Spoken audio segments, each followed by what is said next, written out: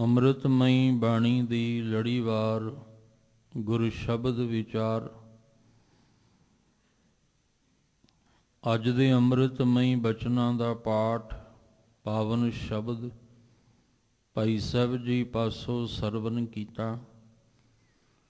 ਪਵਿੱਤਰ ਬਾਣੀ ਦੀ ਵਿਚਾਰ ਨਾਲ ਸਾਂਝ ਪਾਉਣ ਵਾਸਤੇ, ਜੁੜਨ ਵਾਸਤੇ ਜੋ ਸਮਾਂ ਪ੍ਰਾਪਤ ਹੋ ਰਿਹਾ ਹੈ, ਮਨ ਬਿਰਤੀਆਂ ਨੂੰ ਇਕਾਗਰ ਕਰਦੇ ਹੋਏ ਨਿਮਾਣੇ ਜੇ ਹੋ ਕੇ ਚਵਰ ਛਤਰ ਤਖਤ ਦੇ ਮਾਲਕ ਧੰਨ ਗੁਰੂ ਗ੍ਰੰਥ ਸਾਹਿਬ ਮਹਾਰਾਜ ਜੀ ਦੇ ਪਾਵਨ ਚਰਨਾਂ ਵਿੱਚ ਜੁੜਨ ਦਾ ਯਤਨ ਕਰੀਏ। ਸਤਿਗੁਰੂ ਗੁਰੂ ਪਾਤਸ਼ਾਹ ਜੀ ਅੱਜ ਦੇ ਅੰਮ੍ਰਿਤਮਈ ਬਚਨਾਂ ਦੇ ਰਾਹੀਂ ਜੋ ਸਾਨੂੰ ਮਨੁੱਖੀ ਦੁਨਿਆਵੀ ਜੀਵਾਂ ਨੂੰ ਸਮਝਾਉਣਾ ਚਾਹੁੰਦੇ ਹਨ, ਇੱਕ ਮਨ ਇੱਕ ਚਿੱਤ ਹੋ ਕੇ ਸਮਝਣ ਦਾ ਯਤਨ ਕਰੀਏ ਜੀ। ਵਾਹਿਗੁਰੂ ਸਾਹਿਬ ਜੀ। ਸ਼੍ਰੀ ਰਾਗ ਮਹੱਲਾ ਤੀਜਾ।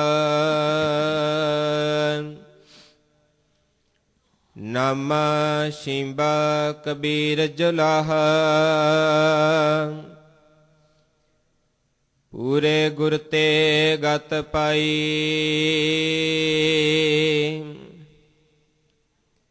ਬ੍ਰਹਮ ਕੇ ਬੇਤੇ ਸ਼ਬਦ ਪਛਾਣ ਹੈ, ਹਉ ਮੈਂ ਜਾਤ ਗਵਾਈ। ਸੁਰ ਨਰ ਤਿਨ ਕੀ ਬਾਣੀ ਗਾਵਹਿ, ਕੋਇ ਨਾ ਮਿਟੈ ਪਾਈ। ਆਪ ਜੀ ਰੋਜ਼ਾਨਾ ਇਸ ਅਸਥਾਨ ਤੋਂ ਅੰਮ੍ਰਿਤਮਈ ਬਾਣੀ ਦੀ ਲੜੀਵਾਰ ਵਿਚਾਰ ਦੇ ਨਾਲ ਜੁੜਦੇ ਆ ਰਹੇ ਹੋ। ਧੰਨ ਧੰਨ ਗੁਰੂ ਅਮਰਦਾਸ ਮਹਾਰਾਜ ਤੀਸਰੇ ਪਾਤਸ਼ਾਹ ਸਤਿਗੁਰੂ ਜੀ ਵੱਲੋਂ ਉਚਾਰਨ ਕੀਤਾ ਹੋਇਆ ਪਾਵਨ ਸ਼ਬਦ ਸ਼੍ਰੀ ਰਾਗ ਦੇ ਵਿੱਚ, ਜੋ ਗੁਰੂ ਗ੍ਰੰਥ ਸਾਹਿਬ ਮਹਾਰਾਜ ਜੀ ਦੀ ਪਵਿੱਤਰ ਬਾਣੀ ਪਾਵਨ ਅੰਗ 67 ਦੇ ਉੱਪਰ ਸੁਭਾਈਮਾਨ ਹੈ। ਸ਼ਬਦ ਵਿੱਚ ਪਹਿਲੇ ਦੋ ਪਦਿਆਂ ਦੀ ਵਿਚਾਰ ਕੱਲ ਆਪ ਜੀ ਨੇ ਸਰਵਨ ਕੀਤੀ ਸੀ। ਅਗਲੇਰੇ ਪਾਵਨ ਬਚਨਾਂ ਦੀ ਵਿਚਾਰ ਨਾਲ ਸਾਂਝ ਪਾਉਣ ਤੋਂ ਪਹਿਲਾਂ ਸ਼ਬਦ ਦਾ ਕੇਂਦਰੀ ਭਾਵ ਰਹਾਉ ਵਾਲੀ ਪੰਕਤੀ ਨੂੰ ਸਮਝ ਕੇ ਚੱਲਣ ਦਾ ਯਤਨ ਕਰੀਏ। ਗੁਰੂ ਅਮਰਦਾਸ ਮਹਾਰਾਜ ਜੀ ਨੇ ਮਨ ਨੂੰ ਸਮਝਾਇਆ ਕਿ ਮਨ, ਤੂੰ ਕੇਵਲ ਅਕਾਲ ਪੁਰਖ ਪਰਮੇਸ਼ਵਰ ਵਾਹਿਗੁਰੂ ਜੀ ਦਾ ਨਾਮ ਜਪ। ਪੂਰੇ ਗੁਰੂ ਦੇ ਰਾਹੀਂ ਸਿਫਤ ਸਲਾਹ ਦੇ ਵਿੱਚ ਜੁੜ, ਜਿਹਦੇ ਨਾਲ ਤੇਰੇ ਅੰਦਰ ਆਤਮਕ ਅਡੋਲਤਾ ਬਣੇਗੀ ਔਰ ਉਸ ਆਤਮਕ ਅਡੋਲਤਾ ਵਿੱਚ ਫਿਰ ਤੈਨੂੰ ਪ੍ਰਭੂ ਪਰਮੇਸ਼ਵਰ ਦੀ ਪ੍ਰਾਪਤੀ ਹੈ। ਮਨ ਰੇ ਨਾਮ ਜਪੋ ਸੁਖ ਹੋਏ।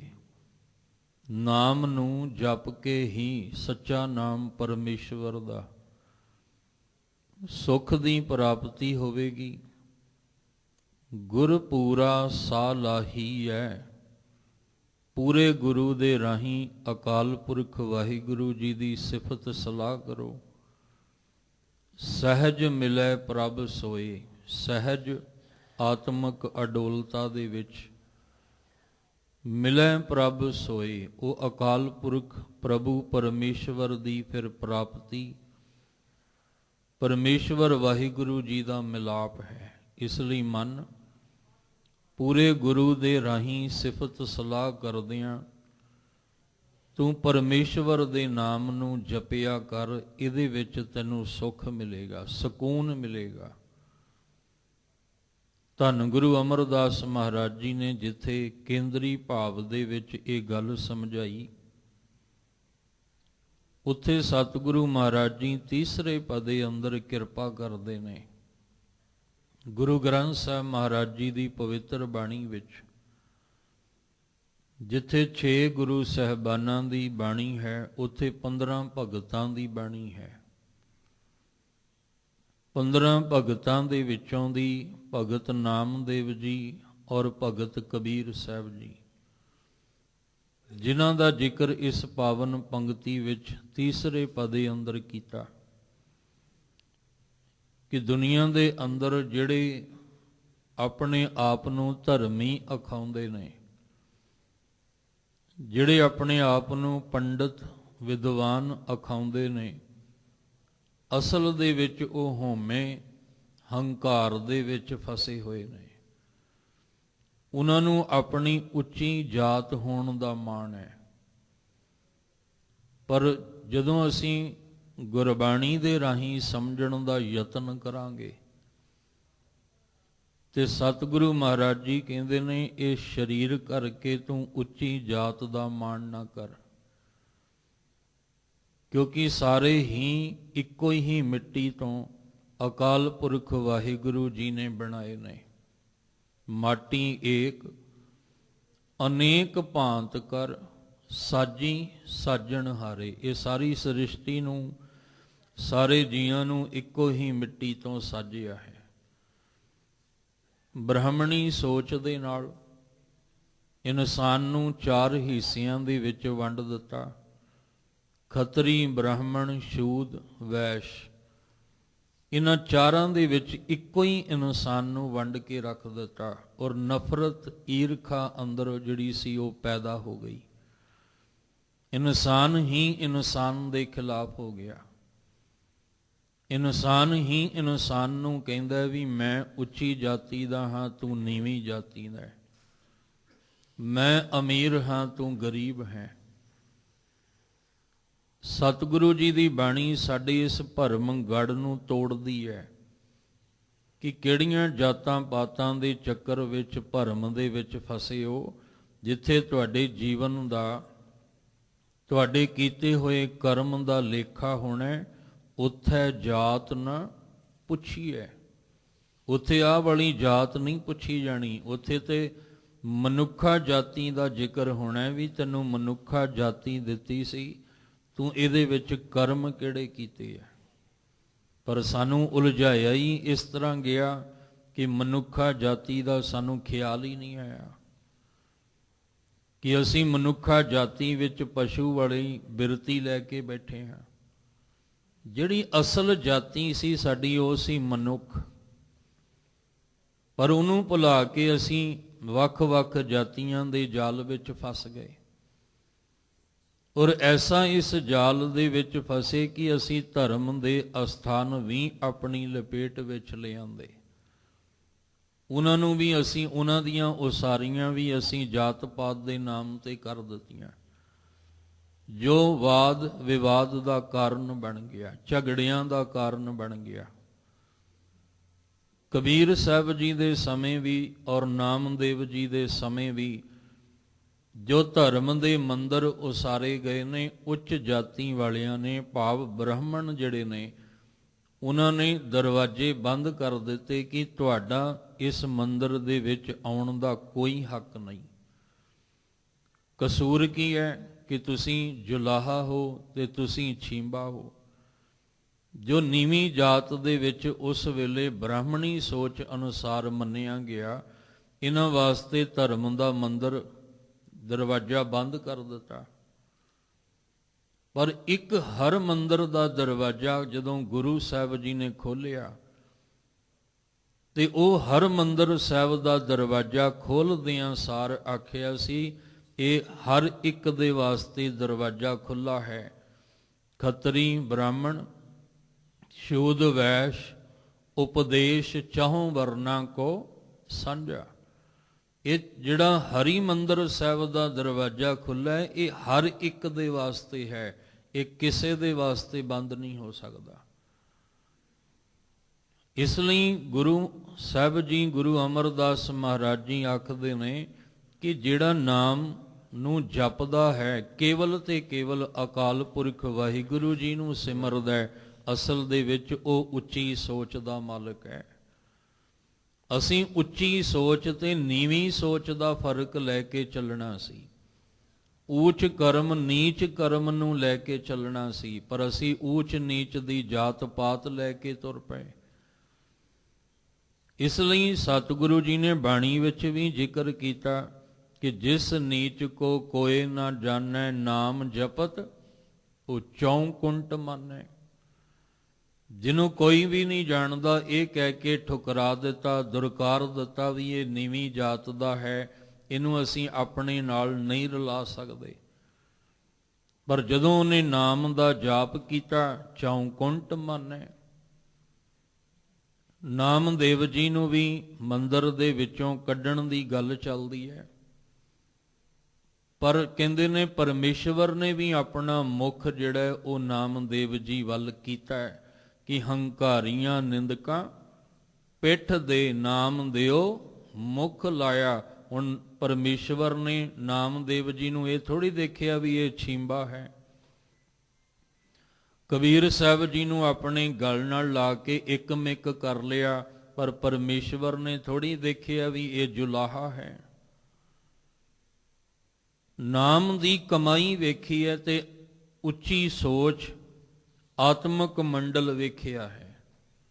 ਇਸ ਲਈ ਗੁਰੂ ਅਮਰਦਾਸ ਮਹਾਰਾਜ ਜੀ ਕਹਿੰਦੇ ਨਾਮਾ ਛੀਂਬਾ। ਲੋਕੀ ਕਹਿੰਦੇ ਆ ਵੀ ਨਾਮਾ ਨਾਮਦੇਵ ਛੀਂਬਾ ਹੈ, ਕਬੀਰ ਜੁਲਾਹਾ। ਲੋਕ ਕਹਿੰਦੇ ਆ, ਬ੍ਰਾਹਮਣ ਦੀ ਸੋਚ ਕਹਿੰਦੀ ਹੈ ਕਿ ਕਬੀਰ ਜੁਲਾਹਾ ਹੈ, ਪਰ ਇਹ ਨਹੀਂ ਪਤਾ ਕਿ ਪੂਰੇ ਗੁਰ ਤੇ ਗਤ ਪਾਈ। ਪੂਰੇ ਗੁਰ, ਹੁਣ ਧਿਆਨ ਦੇ ਕੇ ਸਮਝਿਓ ਥੋੜਾ ਜਿਹਾ, ਗੁਰ ਦਾ ਰਾਰਾ ਮੁਕਤਾ ਹੈ। ਗੁਰ ਅਸੀਂ ਕਈ ਵਾਰੀ ਕਹਿੰਦੇ ਆ ਵੀ ਆਹ ਗੁਰ ਤੂੰ ਕਿੱਥੋਂ ਲਿਆ ਹੈ, ਆਹ ਗੁਰ ਤੈਨੂੰ ਕਿਨੇ ਦਿੱਤਾ ਹੈ।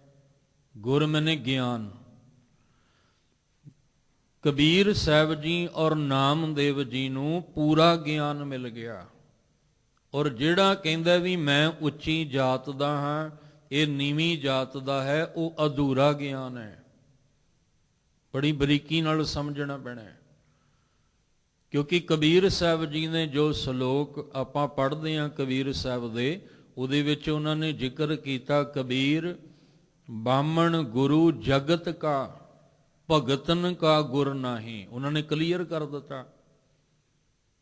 ਜਦੋਂ ਤੁਸੀਂ ਕਬੀਰ ਸਾਹਿਬ ਜੀ ਦੇ ਸ਼ਲੋਕ ਪੜ੍ਹੋਗੇ ਗੁਰੂ ਗ੍ਰੰਥ ਸਾਹਿਬ ਜੀ ਦੀ ਬਾਣੀ ਵਿੱਚ, ਉਹਨਾਂ ਆਖਿਆ ਵੀ ਆਹ ਜਿਹੜਾ ਬਾਮਣ ਤੁਸੀਂ ਗੁਰੂ ਬਣਾ ਕੇ ਬੈਠੇ ਹੋ, ਇਹ ਜਗਤ ਦਾ ਹੈ, ਇਹ ਦੁਨੀਆ ਦਾ ਹੋ ਸਕਦਾ ਹੈ, ਭਗਤਨ ਕਾ ਗੁਰ ਨਾਹੀਂ, ਇਹ ਭਗਤਾਂ ਦਾ ਗੁਰੂ ਨਹੀਂ ਹੈ।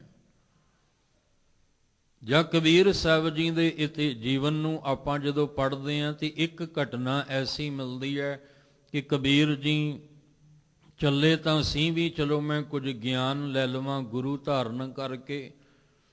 ਜਿਸ ਵੇਲੇ ਰਾਮਾਨੰਦ ਜੀ ਤੁਰੇ ਆਉਂਦੇ ਆ, ਹਨੇਰਾ ਸੀ, ਪੈਰ ਨਾਲ ਠੋਕਰ ਵੱਜੀ ਤੇ ਇੱਕੋ ਹੀ ਗੱਲ ਕਹੀ ਸੀ, ਰਾਮ ਕੇ ਰਾਮ ਕਹੋ, ਵੀ ਤੂੰ ਰਾਮ ਦਾ ਬੰਦਾ, ਰੱਬ ਦਾ ਬੰਦਾ ਹੈ ਤੇ ਰੱਬ ਦੇ ਗੁਣ ਗਾ। ਤੇ ਕਬੀਰ ਸਾਹਿਬ ਕਹਿੰਦੇ ਕੋਈ ਇਹ ਨਾ ਆਖੇ ਵੀ ਕਬੀਰ ਦਾ ਗੁਰੂ ਕੋਈ ਬਾਹਮਣ ਹੈ। ਉਹਨਾਂ ਨੇ ਆਪ ਆਪਣੇ ਸ਼ਲੋਕ ਵਿੱਚ ਗੱਲ ਕਲੀਅਰ ਕਰ ਦਿੱਤੀ ਵੀ ਇਹ ਭਗਤਾਂ ਦਾ ਗੁਰੂ ਨਹੀਂ ਹੋ ਸਕਦਾ। ਭਗਤਾਂ ਦਾ ਗੁਰੂ ਇੱਕੋ ਹੀ ਹੈ, ਅਕਾਲ ਪੁਰਖ ਪਰਮੇਸ਼ਵਰ ਆਪ, ਜਿਹਦੇ ਰਾਹੀਂ ਪੂਰਾ ਗਿਆਨ ਮਿਲਿਆ ਹੈ। ਹੁਣ ਇੱਥੇ ਗੁਰ ਦਾ ਅਰਥ ਗਿਆਨ ਹੈ। ਕਹਿੰਦੇ ਨੇ ਜਿਨ੍ਹਾਂ ਨੂੰ ਲੋਕ ਛੀਂਬਾ ਕਹਿੰਦੇ ਆ, ਜੁਲਾਹਾ ਕਹਿੰਦੇ ਆ, ਪਰ ਉਹਨਾਂ ਨੂੰ ਇਹ ਨਹੀਂ ਪਤਾ ਪੂਰੇ ਗੁਰ ਤੇ ਗਤ ਪਾਈ। ਉਹਨਾਂ ਨੇ ਜਿਹੜੀ ਗਤੀ ਪਾਈ ਹੈ, ਉਹਨਾਂ ਨੇ ਆਪਣੇ ਆਪ ਨੂੰ ਜੋ ਮੁਕਤ ਕੀਤਾ ਹੈ, ਊਚ ਨੀਚਤਾ ਤੋਂ, ਭਰਮ ਤੋਂ, ਵਹਿਮ ਤੋਂ, ਕਰਮ ਕਾਂਡ ਤੋਂ, ਉਹਨਾਂ ਨੇ ਜੋ ਆਪਣੇ ਆਪ ਨੂੰ ਮੁਕਤ ਕੀਤਾ ਹੈ ਪੂਰੇ ਗੁਰ ਤੇ, ਪੂਰੇ ਗੁਰੂ। ਗੁਰ ਦਾ ਅਰਥ ਹੈ ਗਿਆਨ, ਪੂਰੇ ਗਿਆਨ ਤੋਂ, ਅਧੂਰਾ ਗਿਆਨ ਨਹੀਂ, ਕਿਉਂਕਿ ਅਧੂਰਾ ਗਿਆਨ ਫਿਰ ਭਰਮ ਵਿੱਚ ਪਾਏਗਾ, ਅਧੂਰਾ ਗਿਆਨ ਫਿਰ ਭਟਕਣਾ ਵਿੱਚ ਪਾਏਗਾ। ਜਦੋਂ ਇਹਨਾਂ ਨੂੰ ਪੂਰਾ ਗਿਆਨ ਹੋ ਗਿਆ, ਪੂਰੇ ਗਿਆਨ ਵਿੱਚ ਇਹਨਾਂ ਨੇ ਕੀ ਗਤ ਪਾਈ, ਸਾਹਿਬ ਜੀ ਕਹਿੰਦੇ ਇਹਨਾਂ ਦੀ ਗਤੀ ਹੋਈ ਹੈ, ਇਹਨਾਂ ਦੀ ਉੱਚੀ ਅਵਸਥਾ ਇਹਨਾਂ ਦੀ ਬਣ ਗਈ। ਪੂਰਾ ਗਿਆਨ ਜਦੋਂ ਇਹਨਾਂ ਨੂੰ ਮਿਲਿਆ, ਇਹਨਾਂ ਦੀ ਅਵਸਥਾ ਉੱਚੀ ਹੋ ਗਈ। ਜਿਵੇਂ ਪਹਿਲਾਂ ਹੀ ਜ਼ਿਕਰ ਕੀਤਾ, ਜਿਸ ਨੀਚ ਕੋ ਕੋਈ ਨਾ ਜਾਣੈ ਨਾਮ ਜਪਤ ਉਹ ਚੌਂਕੁੰਟ ਮਾਨੈ। ਹੁਣ ਸਮੇਂ ਦੇ ਮੰਦਰ ਦੇ ਜਿਹੜੇ ਪੁਜਾਰੀ ਸੀ, ਉਹਨਾਂ ਨੇ ਕਬੀਰ ਜੀ ਨੂੰ ਵੀ ਆਖਿਆ ਵੀ ਤੁਹਾਡਾ ਮੰਦਰ ਵਿੱਚ ਆਉਣਾ ਜਿਹੜਾ ਉਹ ਸਾਡੇ ਵਾਸਤੇ ਤੁਹਾਡੇ ਵੱਲੋਂ ਤੁਹਾਡੇ ਲਈ ਇਨਕਾਰ ਹੈ ਵੀ ਤੁਸੀਂ ਇਸ ਮੰਦਰ ਵਿੱਚ ਨਹੀਂ ਆ ਸਕਦੇ। ਪਰ ਉਹਨਾਂ ਪੁਜਾਰੀਆਂ ਦਾ ਨਾਮ ਤੇ ਕੋਈ ਨਹੀਂ ਜਾਣਦਾ ਹੋਏਗਾ, ਪਰ ਕਬੀਰ ਸਾਹਿਬ ਨੂੰ ਸਾਰੀ ਦੁਨੀਆ ਜਾਣਦੀ ਹੈ। ਨਾਮਦੇਵ ਜੀ ਨੂੰ ਜਿਨ੍ਹਾਂ ਨੇ ਆਖਿਆ ਪੁਜਾਰੀਆਂ ਨੇ ਵੀ ਤੁਸੀਂ ਮੰਦਰ ਤੋਂ ਬਾਹਰ ਹੋਵੋ, ਤੁਹਾਡਾ ਇੱਥੇ ਕੋਈ ਕੰਮ ਨਹੀਂ ਹੈ, ਉਹਨਾਂ ਦੇ ਨਾਮ ਤੇ ਕੋਈ ਨਹੀਂ ਜਾਣਦਾ ਹੋਏਗਾ, ਪਰ ਭਗਤ ਨਾਮਦੇਵ ਜੀ ਨੂੰ ਸਾਰੀ ਦੁਨੀਆ ਜਾਣਦੀ ਹੈ। ਨਾਮ ਜਪਤ ਉਹ ਚੌਂਕੁੰਟ ਮਾਨੈ, 4 ਕੁੰਟ, ਚਾਰੇ ਦਿਸ਼, ਪੂਰੀ ਦੁਨੀਆ ਉਹਨਾਂ ਨੂੰ ਜਾਣਦੀ ਹੈ। ਇਸ ਲਈ ਸਾਹਿਬ ਕਹਿੰਦੇ ਉਹਨਾਂ ਨੂੰ ਪੂਰਾ ਗਿਆਨ ਜਦੋਂ ਮਿਲਿਆ ਸੀ, ਉਹਨਾਂ ਨੇ ਆਪਣੀ ਆਤਮਿਕ ਅਵਸਥਾ ਨੂੰ ਉੱਚਾ ਕਰ ਲਿਆ। ਉਹਨਾਂ ਨੇ ਆਪਣੀ ਗਤੀ ਜਿਹੜੀ ਸੀ ਉਹ ਜੀਵਨ ਦੇ ਅੰਦਰ ਪ੍ਰਾਪਤ ਕੀਤੀ ਹੈ। ਨਾਮਾ ਛੀਂਬਾ ਕਬੀਰ ਜੁਲਾਹਾ, ਪੂਰੇ ਗੁਰ ਤੇ ਗਤ ਪਾਈ। ਬ੍ਰਹਮ ਕੇ ਬੇਤੇ ਸ਼ਬਦ ਪਛਾਣੈ, ਹਉਮੈ ਜਾਤ ਗਵਾਈ। ਆ ਜਿਹੜੀ ਜਾਤੀ ਨੇ ਹਉਮੈ ਅੰਦਰ ਪੈਦਾ ਕੀਤਾ, ਹੰਕਾਰ ਪੈਦਾ ਕੀਤਾ, ਕਹਿੰਦੇ ਨੇ ਇਹ ਅੰਦਰੋਂ ਇਸ ਜਾਤੀ ਦਾ ਹੰਕਾਰ ਦੂਰ ਕਰ ਦਿੱਤਾ। ਬ੍ਰਹਮ ਕੇ ਬੇਤੇ, ਬ੍ਰਹਮ ਨੂੰ ਜਾਣਨ ਵਾਲੇ। ਗੁਰੂ ਸਾਹਿਬ ਜੀ ਨੇ ਅੰਮ੍ਰਿਤ ਬਾਣੀ ਵਿੱਚ ਹਰ ਇੱਕ ਦੀ ਪਰਿਭਾਸ਼ਾ ਸਾਨੂੰ ਦੇ ਕੇ ਸਮਝਾਇਆ। ਬ੍ਰਾਹਮਣ ਕਿਹਨੂੰ ਕਹਿੰਦੇ ਆ, ਪੰਡਤ ਕਿਹਨੂੰ ਕਹਿੰਦੇ ਆ, ਗਿਆਨੀ ਕਿਹਨੂੰ ਕਹਿੰਦੇ ਆ। ਇਸ ਲਈ ਕਹਿੰਦੇ ਨੇ ਬ੍ਰਹਮ ਕੇ ਬੇਤੇ। ਬ੍ਰਹਮ ਕੇ ਬੇਤੇ ਦਾ ਅਰਥ ਹੈ ਬ੍ਰਹਮ ਨੂੰ ਜਾਣਨ ਵਾਲੇ, ਜਿਹਦੇ ਰਾਹੀਂ ਇਸ ਪੂਰੇ ਬ੍ਰਹਿਮੰਡ ਦੀ ਰਚਨਾ ਹੋਈ ਹੈ। ਬ੍ਰਹਮ ਨੂੰ ਜਾਣਨ ਵਾਲੇ ਜਿਹੜੇ ਨੇ ਉਹ ਉਹਦੇ ਸ਼ਬਦ ਨੂੰ ਪਛਾਣਦੇ ਨੇ। ਤੇ ਸ਼ਬਦ ਅਸਲ ਵਿੱਚ ਗੁਰੂ ਕੌਣ ਹੈ? ਗੁਰੂ ਤਾਂ ਸ਼ਬਦ ਹੀ ਹੈ।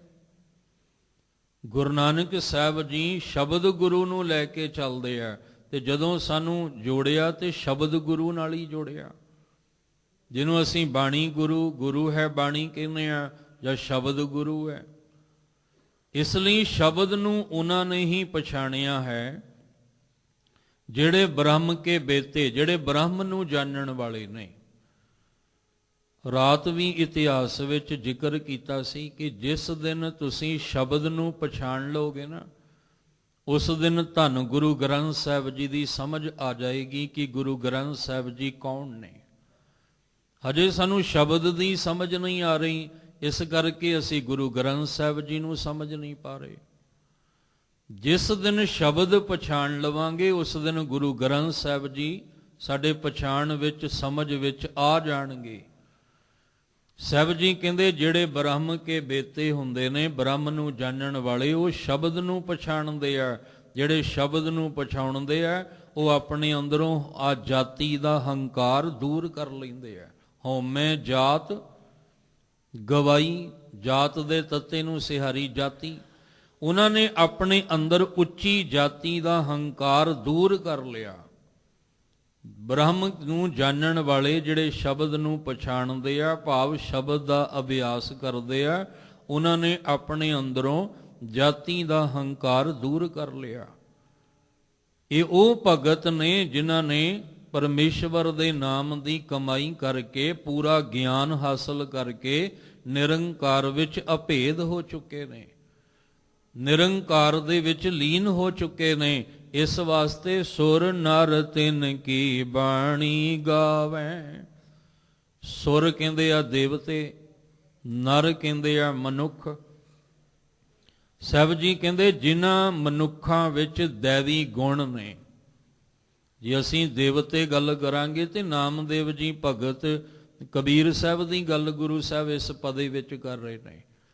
ਇਸ ਲਈ ਕਬੀਰ ਸਾਹਿਬ ਜੀ ਤੇ ਨਾਮਦੇਵ ਜੀ ਦੀ ਗੱਲ ਕਰਦੇ ਨੇ। ਇੱਥੇ ਅਰਥ ਆਏਗਾ ਸੁਰ ਨਰ, ਭਾਵ ਉਹ ਮਨੁੱਖ ਜਿਨ੍ਹਾਂ ਵਿੱਚ ਦੈਵੀ ਗੁਣ ਨੇ।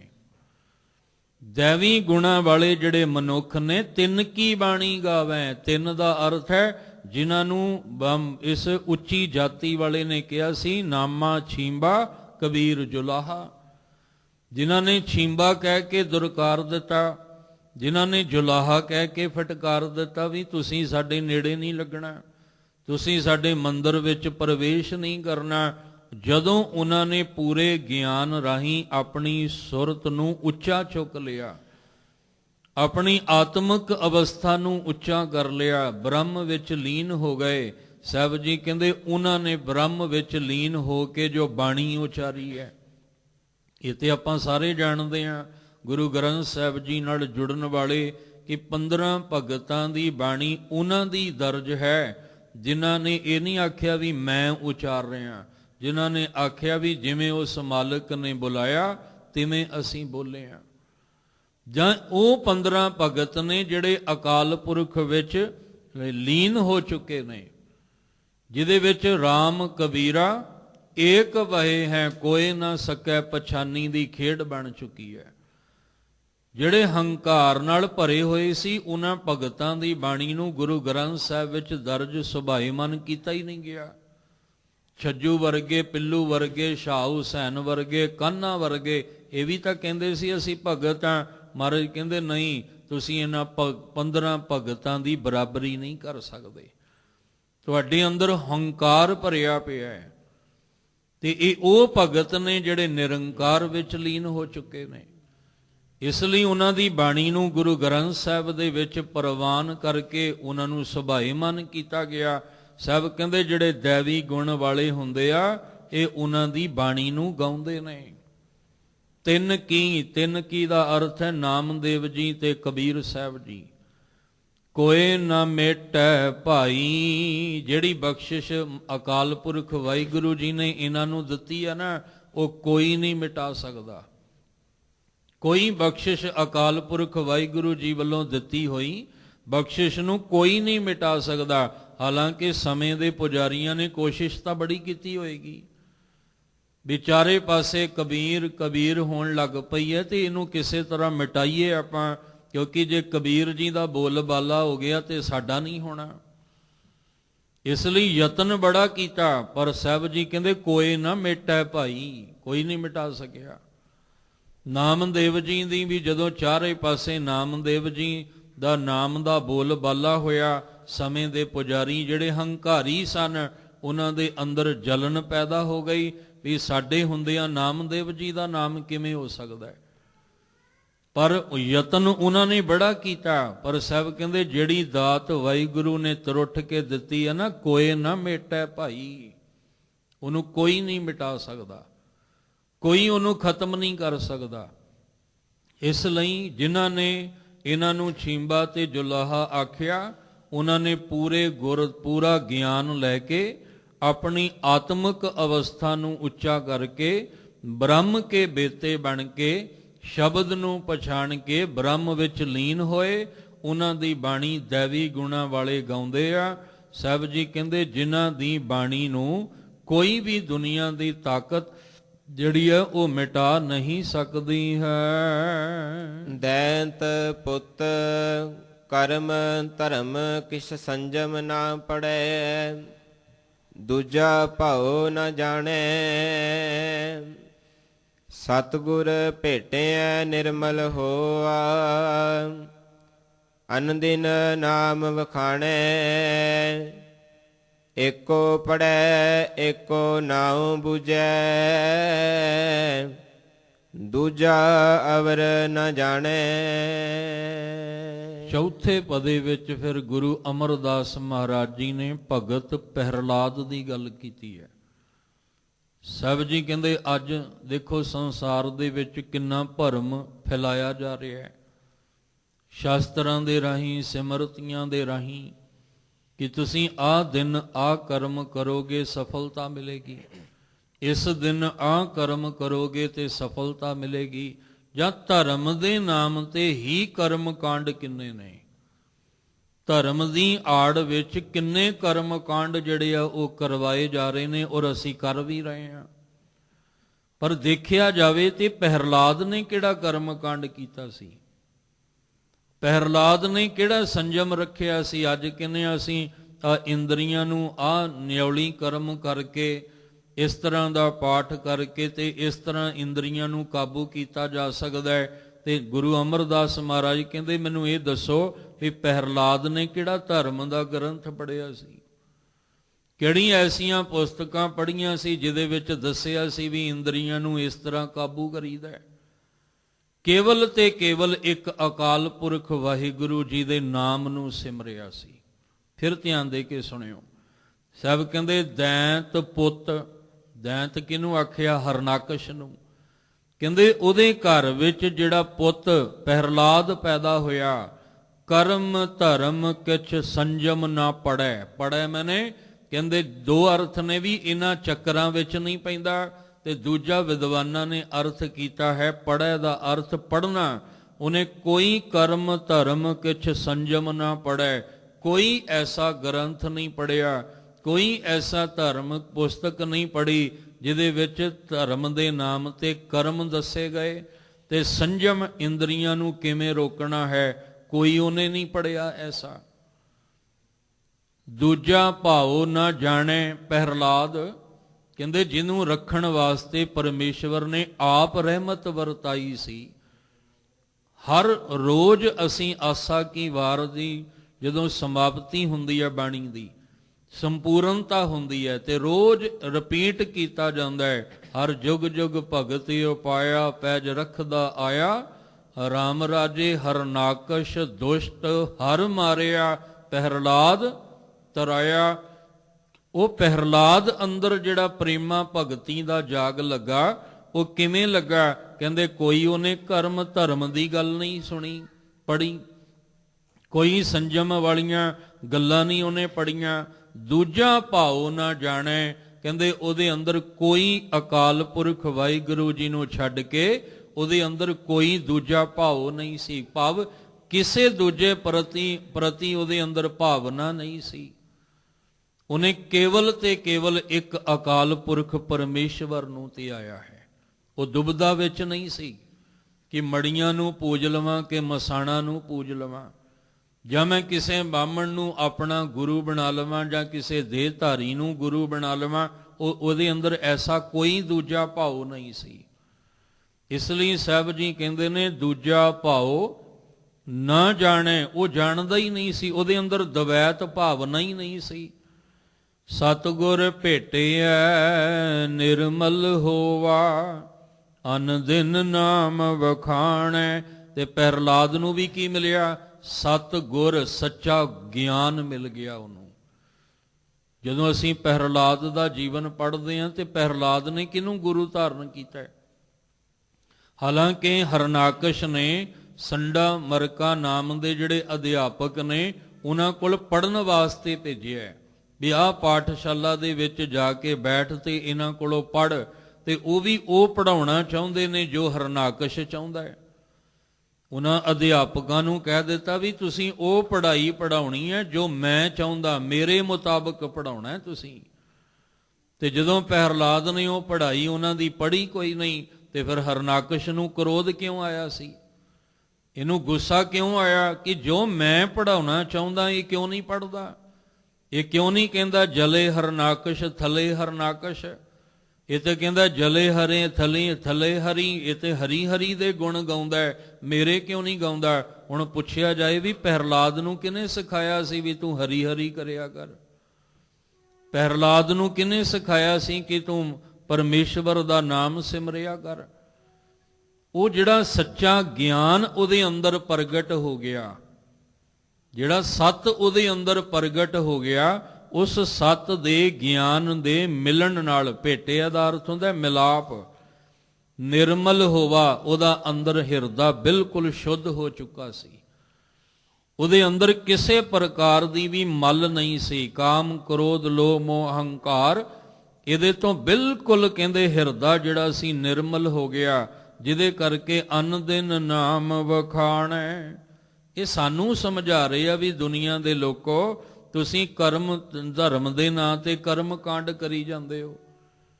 ਪਰ ਕਰਮ ਕਾਂਡ ਕਰਨ ਦੇ ਨਾਲ ਉਸ ਮਾਲਕ ਦੀਆਂ ਬਖਸ਼ਿਸ਼ਾਂ ਨਹੀਂ ਮਿਲਣੀਆਂ। ਤੁਸੀਂ ਦਵੈਤ ਭਾਵਨਾ ਰੱਖ ਕੇ ਚੱਲ ਰਹੇ ਹੋ। ਤੁਸੀਂ ਕਹਿੰਦੇ ਹੋ ਵੀ ਪਰਮਾਤਮਾ ਨੂੰ ਵੀ ਸਿਮਰ ਲਈਏ ਤੇ ਮੜੀਆਂ ਮਸਾਣਾ ਵੀ ਨਾ ਛੱਡੀਏ ਆਪਾਂ। ਤੁਸੀਂ ਕਹਿੰਦੇ ਹੋ ਵੀ ਰੱਬ ਜੀ ਨੂੰ ਵੀ ਧਿਆ ਲਈਏ ਤੇ ਅਸੀਂ ਦੇਹਧਾਰੀ ਦਾ ਵੀ ਪੱਲਾ ਨਾ ਛੱਡੀਏ। ਤੁਸੀਂ ਕਹਿੰਦੇ ਹੋ ਵੀ ਪਰਮਾਤਮਾ ਨੂੰ ਵੀ ਧਿਆ ਲਈਏ ਤੇ ਜਿਹੜੇ ਆਥਿਤਵਾਰ ਦੇ ਭਰਮ ਨੇ ਇਹ ਵੀ ਨਾ ਆਪਾਂ ਛੱਡੀਏ। ਤੇਰੇ ਦਵੈਤ ਭਾਵਨਾ ਵਿੱਚ ਗੱਲ ਨਹੀਂ ਬਣਨੀ। ਕਬੀਰ ਸਾਹਿਬ ਜੀ ਦੇ ਅੰਦਰ ਕਿਹੜੀ ਦਵੈਤ ਭਾਵਨਾ ਸੀ, ਜਾਂ ਨਾਮਦੇਵ ਜੀ ਅੰਦਰ ਕਿਹੜੀ ਦਵੈਤ ਭਾਵਨਾ ਸੀ? ਇਹਨਾਂ ਨੇ ਭਗਤੀ ਕੀਤੀ ਹੈ ਅਕਾਲ ਪੁਰਖ ਪਰਮੇਸ਼ਵਰ ਦੇ ਨਾਮ ਦੀ। ਇਸ ਲਈ ਸਾਹਿਬ ਜੀ ਕਹਿੰਦੇ ਦੇਖੋ, ਦੈਂਤ ਪੁੱਤ ਕਰਮ ਧਰਮ ਕਛ ਸੰਜਮ ਨਾ ਪੜੈ, ਦੂਜਾ ਭਾਉ ਨਾ ਜਾਣੈ, ਸਤਿਗੁਰ ਭੇਟਿਆ ਨਿਰਮਲ ਹੋਵਾ, ਅਨ ਦਿਨ ਨਾਮ ਵਖਾਣੈ। ਇਹ ਤੇ ਦਿਨ ਰਾਤ ਨਾਮ ਨੂੰ ਧਿਆਉਣ ਵਾਲਾ ਹੈ। ਏਕੋ ਪੜੈ ਏਕੋ ਨਾਉ ਬੂਝੈ, ਦੂਜਾ ਅਵਰ ਨਾ ਜਾਣੈ। ਜੇ ਪ੍ਰਹਲਾਦ ਉਤੇ ਇੰਨੀ ਬਖਸ਼ਿਸ਼ ਹੋਈ ਹੈ, ਅਕਾਲ ਪੁਰਖ ਪਰਮੇਸ਼ਵਰ ਦੀ ਇੰਨੀ ਰਹਿਮਤ ਹੋਈ ਹੈ, ਕਹਿੰਦੇ ਨੇ ਕਿਉਂ? ਕਿਉਂਕਿ ਏਕੋ ਪੜੈ, ਉਹ ਕੇਵਲ ਇੱਕ ਨੂੰ ਧਿਆਉਂਦਾ ਸੀ, ਕਿਸੇ ਦੂਜੇ ਤੀਜੇ ਨੂੰ ਨਹੀਂ। ਇੱਕੋ ਨੂੰ ਹੀ ਬੁੱਝ ਲਿਆ, ਸਮਝ ਲਿਆ। ਉਹਨੇ ਦੂਜੇ ਤੀਜੇ ਨੂੰ ਨਹੀਂ ਸਮਝਿਆ, ਕਿਉਂਕਿ ਉਹਨੂੰ ਪਤਾ ਸੀ ਤੁਧ ਬਿਨ ਦੂਜਾ ਨਾ ਹੀ ਕੋਈ। ਅਸੀਂ ਤੇ ਪੜ੍ਹ ਸੁਣ ਹੀ ਰਹੇ ਆ ਨਾ, ਅਜੇ ਦਵੈਤ ਭਾਵਨਾ ਖਤਮ ਥੋੜੀ ਹੋਈ ਹੈ। ਪਰ ਜਿਨ੍ਹਾਂ ਦੇ ਹੋ ਗਈ ਹੈ ਮੁਬਾਰਕ ਹੈ, ਜਿਨ੍ਹਾਂ ਨੂੰ ਸਮਝ ਆ ਗਈ ਹੈ ਕਿ ਇਸ ਸੰਸਾਰ ਦੇ ਵਿੱਚ ਦੱਦਾ ਦਾਤਾ ਏਕ ਹੈ, ਸਭ ਕੋ ਦੇਵਨਹਾਰ। ਜਿਹਨੂੰ ਸਮਝ ਆ ਗਈ ਕਿ ਮਨੁੱਖ ਕੀ ਟੇਕ ਬਿਰਥੀ, ਸਭ ਜਾਨ ਦੇਵਨ ਕੋ ਏਕ ਹੈ ਭਗਵਾਨ। ਜਿਹਨੂੰ ਇਹ ਗੱਲਾਂ ਸਮਝ ਵਿੱਚ ਆ ਗਈਆਂ, ਉਹਦੇ ਅੰਦਰ ਕਦੇ ਦਵੈਤ ਭਾਵਨਾ ਨਹੀਂ ਹੁੰਦੀ। ਇਸ ਲਈ ਕਹਿੰਦੇ ਆ ਪ੍ਰਹਲਾਦ ਨੇ ਦਿਨ ਰਾਤ ਇੱਕੋ ਹੀ ਨਾਮ ਨੂੰ ਧਿਆਇਆ ਹੈ, ਇੱਕੋ ਨੂੰ ਪੜ੍ਹਦਾ ਹੈ, ਇੱਕੋ ਦਾ ਨਾਮ ਜਪਦਾ ਹੈ। ਇੱਕ ਨੂੰ ਉਹਨੇ ਸਮਝ ਲਿਆ, ਦੂਜਾ ਅਵਰ ਨਾ ਜਾਣੈ। ਉਹ ਇੱਕ ਅਕਾਲ ਪੁਰਖ ਵਾਹਿਗੁਰੂ ਜੀ ਤੋਂ ਬਿਨਾਂ ਕਿਸੇ ਦੂਜੇ ਨੂੰ ਨਹੀਂ ਜਾਣਦਾ, ਕਿਸੇ ਤੀਜੇ ਨੂੰ ਨਹੀਂ ਜਾਣਦਾ। ਇੱਕ ਪਰਮੇਸ਼ਵਰ ਨੂੰ ਧਿਆਉਣ ਵਾਲਾ ਜਿਹੜਾ ਪ੍ਰਹਲਾਦ ਸੀ, ਕਹਿੰਦੇ ਉਹਨੇ ਪ੍ਰੇਮਾ ਭਗਤੀ ਵਿੱਚ ਲੀਨ ਹੋ ਕੇ ਪੂਰਾ ਗਿਆਨ ਹਾਸਲ ਕਰਕੇ ਅਕਾਲ ਪੁਰਖ ਵਾਹਿਗੁਰੂ ਜੀ ਦੀਆਂ ਬਖਸ਼ਿਸ਼ਾਂ ਪਾ ਲਈਆਂ ਸਨ। ਖਟ ਦਰਸ਼ਨ ਜੋਗੀ ਸੰਨਿਆਸੀ, ਬਿਨ ਗੁਰ ਭਰਮ ਭੁਲਾਏ, ਸਤਿਗੁਰ ਸੇਵੈ ਤਾਂ ਗਤ ਮਿਤ ਪਾਵਹਿ, ਹਰ ਜੀਉ ਮਨ ਵਸਾਏ, ਸੱਚੀ ਬਾਣੀ ਸਿਉ ਚਿਤ ਲਾਗੈ, ਆਵਣ ਜਾਣ ਰਹਾਏ। ਗੁਰੂ ਅਮਰਦਾਸ ਮਹਾਰਾਜ ਜੀ ਆਖਦੇ ਨੇ, ਕਹਿੰਦੇ ਮੈਂ ਵੇਖਦਾ ਖਟ ਦਰਸ਼ਨ ਜੋਗੀ ਸੰਨਿਆਸੀ। ਇਹ ਜਿਹੜੇ ਖਟ ਦਾ ਅਰਥ ਹੁੰਦਾ 6 ਤਰ੍ਹਾਂ ਦੇ ਜਿਹੜੇ ਭੇਖ ਨੇ। 6 ਤਰ੍ਹਾਂ ਦੇ ਭੇਖ ਕਿਹੜੇ ਨੇ? ਜੋਗੀ ਹੈ, ਜੰਗਮ ਹੈ, ਸੰਨਿਆਸੀ ਹੈ, ਬੋਧੀ ਹੈ, ਸਰੇਵੜੇ ਨੇ ਔਰ ਬੈਰਾਗੀ। ਇਹ 6 ਖੱਟ ਨੇ, ਖੱਟ ਦਰਸ਼ਨ ਨੇ। ਕਹਿੰਦੇ ਆ ਜਿਹੜੇ ਖੱਟ ਦਰਸ਼ਨ ਨੇ ਜੋਗੀਆਂ ਤੇ ਸੰਨਿਆਸੀਆਂ ਵਾਲੇ, ਮੈਂ ਵੇਖ ਰਿਹਾ ਇਹਨਾਂ ਨੂੰ। ਗੁਰੂ ਅਮਰਦਾਸ ਜੀ ਕਹਿੰਦੇ ਮੈਂ ਸਰੇਵੜੇ ਵੀ ਵੇਖੇ, ਬੈਰਾਗੀ ਵੀ ਵੇਖੇ, ਜੰਗਮ ਵੀ ਵੇਖੇ ਔਰ ਸੰਨਿਆਸੀ ਵੀ ਵੇਖੇ, ਬੋਧੀ ਵੀ ਵੇਖੇ। ਇਹਨਾਂ ਸਾਰਿਆਂ ਨੂੰ ਵੇਖਿਆ, ਬਿਨ ਗੁਰ ਭਰਮ ਭੁਲਾਏ। ਇੱਥੇ ਗੁਰ ਦਾ ਰਾਰਾ ਫਿਰ ਮੁਕਤਾ ਹੈ। ਗੁਰ ਦਾ ਅਰਥ ਹੈ ਗਿਆਨ, ਗਿਆਨ ਤੋਂ ਬਿਨਾ। ਕਹਿੰਦੇ ਬਿਨ ਗੁਰ, ਗਿਆਨ ਤੋਂ ਬਿਨਾ। ਭਰਮ ਭੁਲਾਏ, ਭਰਮ ਦਾ ਅਰਥ ਹੈ ਭਟਕਣਾ ਵਿੱਚ, ਕਿਉਂਕਿ ਮਾਂ ਅੱਖਰ ਨੂੰ ਸਿਹਾਰੀ ਹੈ। ਭਟਕਣਾ ਵਿੱਚ। ਭੁਲਾਏ ਦਾ ਅਰਥ ਹੈ ਕੁਰਾਏ ਪਏ ਹੋਏ ਨੇ, ਆਪਣੇ ਆਪ ਨੂੰ ਜੋਗੀ ਅਖਵਾਰੇ ਨੇ, ਸੰਨਿਆਸੀ ਅਖਵਾਰੇ ਨੇ, ਸਰਵੜੇ ਅਖਵਾਰੇ ਨੇ, ਬੈਰਾਗੀ ਅਖਵਾਰੇ ਨੇ, ਆਪਣੇ ਆਪ ਨੂੰ ਕਹਿੰਦੇ ਜਿਹੜਾ ਜੋਗੀ ਅਖਵਾਰੇ ਨੇ। ਪਰ ਮੈਂ ਦੇਖ ਰਿਹਾ ਵੀ ਗਿਆਨ ਤੋਂ ਬਿਨਾ ਭਟਕਣਾ ਵਿੱਚ ਪਏ ਹੋਏ, ਇਹ ਕੁਰਾਏ ਹੀ ਪਏ ਹੋਏ ਨੇ। ਇਹਨਾਂ ਨੂੰ ਕਦੇ ਬ੍ਰਹਮ ਵਾਲੀ ਮੰਜ਼ਲ ਨਹੀਂ ਮਿਲੇਗੀ। ਇਹ ਕਦੇ ਬ੍ਰਹਿਮੰਡ ਵਿੱਚ ਬ੍ਰਹਮ ਤੱਕ ਨਹੀਂ ਪਹੁੰਚ ਪਾਉਣਗੇ, ਕਿਉਂਕਿ ਭਟਕਣਾ ਵਿੱਚ ਕੁਰਾਹੇ ਪਏ ਨੇ। ਕੁਰਾਹੇ ਤੋਂ ਮਤਲਬ ਹੈ ਆਪਣੇ ਰਾਹ ਤੋਂ ਖੁੰਝੇ ਹੋਏ ਨੇ। ਇਹ ਭਰਮ ਵਾਲੀ ਜ਼ਿੰਦਗੀ ਜੀ ਰਹੇ ਨੇ। ਇਸ ਲਈ ਸਾਹਿਬ ਜੀ ਕਹਿੰਦੇ ਸਤਿਗੁਰ ਸੇਵੈ ਤਾਂ ਗਤ ਮਿਤ ਪਾਵੈ। ਜੇ ਇਹਨਾਂ ਨੂੰ ਸੱਚਾ ਗੁਰੂ ਮਿਲ ਜਾਏ, ਜਿਹੜੇ ਕੁਰਾਹੇ ਪਏ ਹੋਏ, ਭਟਕਣਾ ਵਿੱਚ ਪਏ ਹੋਏ ਆਪਣੇ ਆਪ ਨੂੰ ਜੋਗੀ ਸੰਨਿਆਸੀ ਅਖਾਉਂਦੇ ਪਏ ਨੇ, ਜੇ ਕਿਤੇ ਇਹਨਾਂ ਨੂੰ ਸੱਚਾ ਗੁਰੂ ਮਿਲ ਜਾਏ, ਪੂਰਾ ਗਿਆਨ ਦੇਣ ਵਾਲਾ ਮਿਲ ਜਾਏ ਤੇ ਪੂਰੇ ਸਤਿਗੁਰੂ ਦੇ ਚਰਨਾਂ ਵਿੱਚ ਜੁੜ ਜਾਣ, ਤਾਂ ਗਤ ਮਿਤ ਕਹਿੰਦੇ ਨੇ ਪਾਵੈ, ਤਾਂ ਇਹਨਾਂ ਦੀ ਆਤਮਿਕ ਅਵਸਥਾ ਉੱਚੀ ਹੋ ਸਕਦੀ ਹੈ, ਤਾਂ ਫਿਰ ਇਹ ਪਰਮੇਸ਼ਵਰ ਨੂੰ ਪਾ ਸਕਦੇ ਨੇ।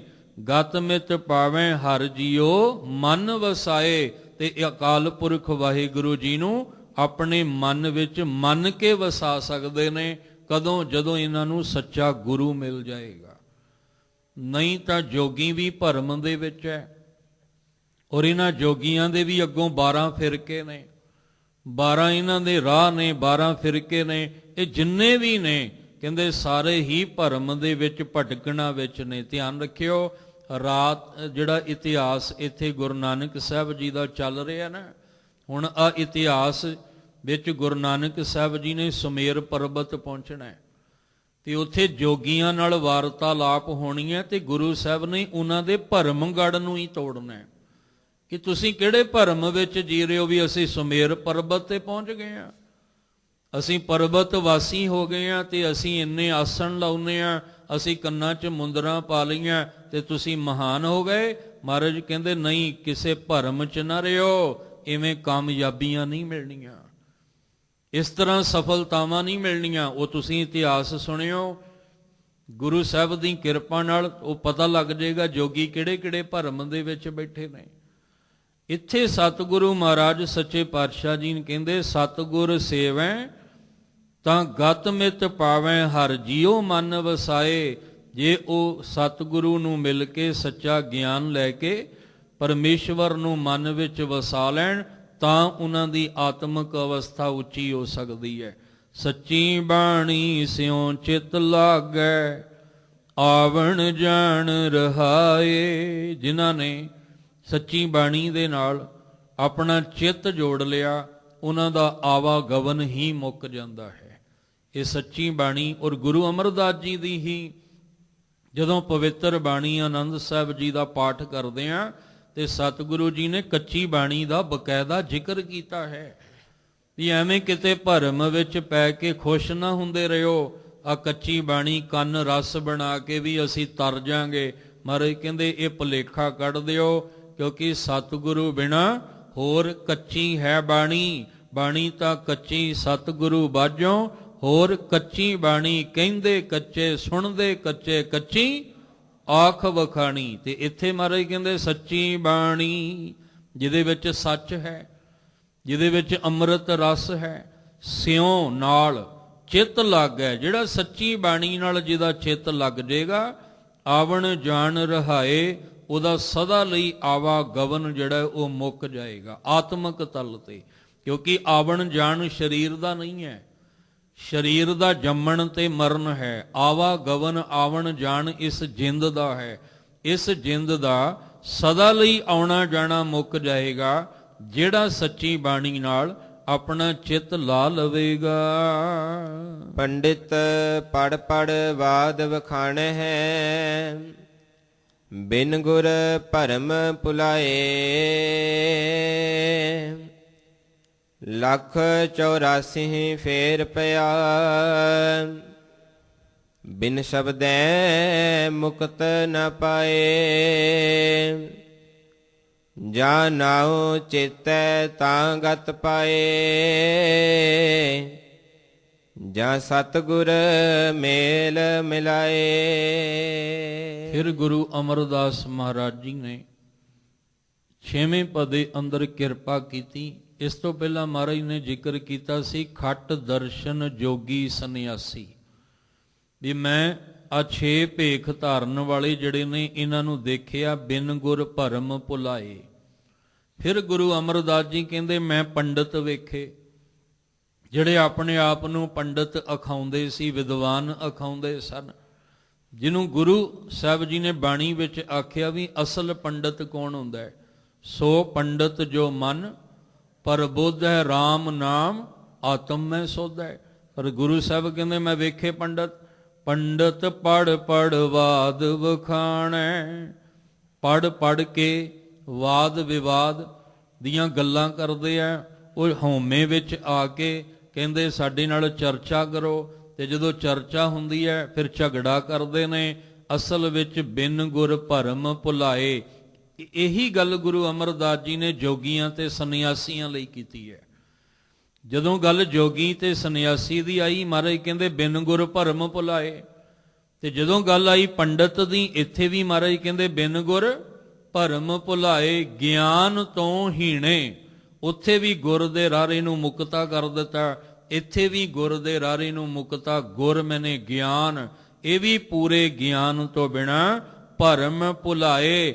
ਭਟਕਣਾ ਵਿੱਚ ਪਏ ਹੋਏ ਕੁਰਾਏ ਪਏ ਨਜ਼ਰ ਆਉਂਦੇ ਨੇ।